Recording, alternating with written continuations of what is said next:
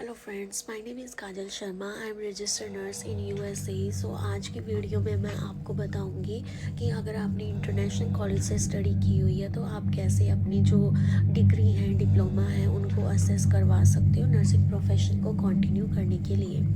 तो मैं इंडिया से हूँ और मैंने अपनी जितनी भी स्टडी है वो डिप्लोमा है नर्सिंग का, वो मैंने इंडिया से किया था। अब अमेरिका आने के बाद मुझे अपना जो नर्सिंग प्रोफेशन था उसको कंटिन्यू करना था।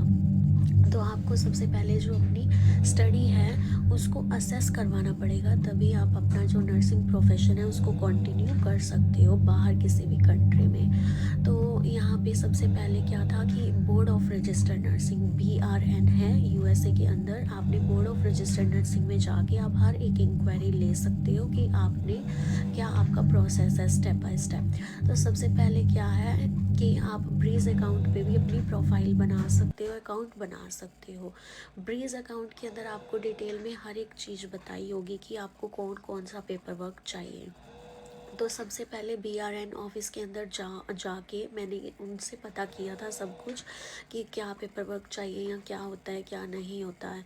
तो आपको जो BRN है आपसे कुछ भी चीज़ एक्सेप्ट नहीं करता। BRN को जो भी आपका डिप्लोमा चाहिए, सर्टिफिकेट्स चाहिए, इंटर्नशिप का डाटा चाहिए, वो सब आपके कॉलेज के थ्रू ही डायरेक्ट BRN को सेंड होता है बाय मेल।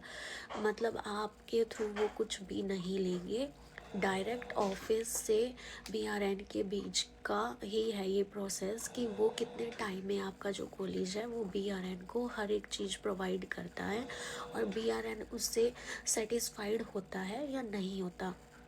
कई बार इस प्रोसेस में महीना भी लग जाता है और कई बार साल, 2 3 4 साल, कितना भी टाइम लग सकता है।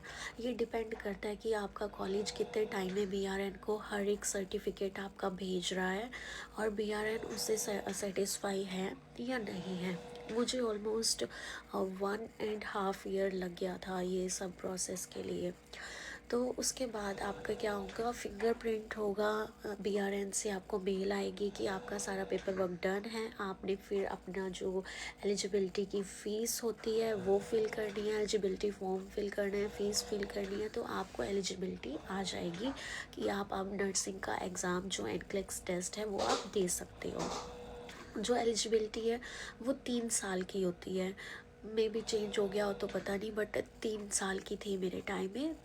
2 3 साल के अंदर अंदर आपको जो नर्सिंग का एग्ज़ाम है वो करना पड़ता है, देना पड़ता है। अगर आप 3 साल के अंदर अंदर अपना नर्सिंग एग्ज़ाम नहीं देते, NCLEX का टेस्ट नहीं देते, तो आपकी वो एलिजिबिलिटी ख़त्म हो जाती है और आपको दोबारा फ़ीस भर के दोबारा एलिजिबिलिटी लेनी पड़ती है।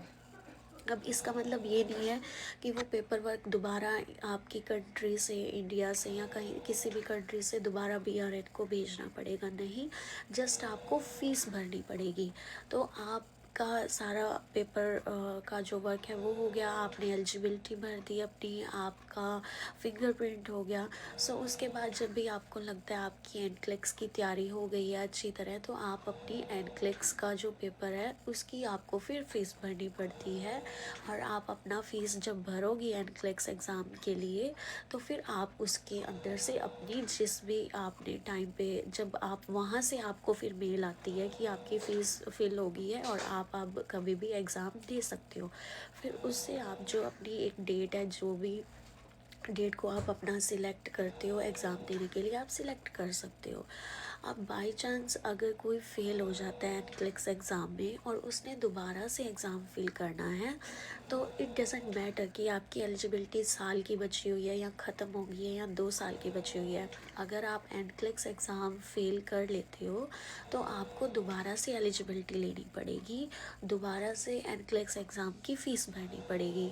वही सेम प्रोसेस है, बट आपको दोबारा से पेपर वर्क दोबारा नहीं वो करवाना कि इंडिया से BRN को जाएगा या BRN से मेल्स जाएंगे इंडिया या आपको आएगी। जस्ट आपने फ़ीस भरनी है एलिजिबिलिटी के लिए और NCLEX एग्ज़ाम के लिए, और आप दोबारा से अपना NCLEX एग्ज़ाम दे सकते हो। Thank you.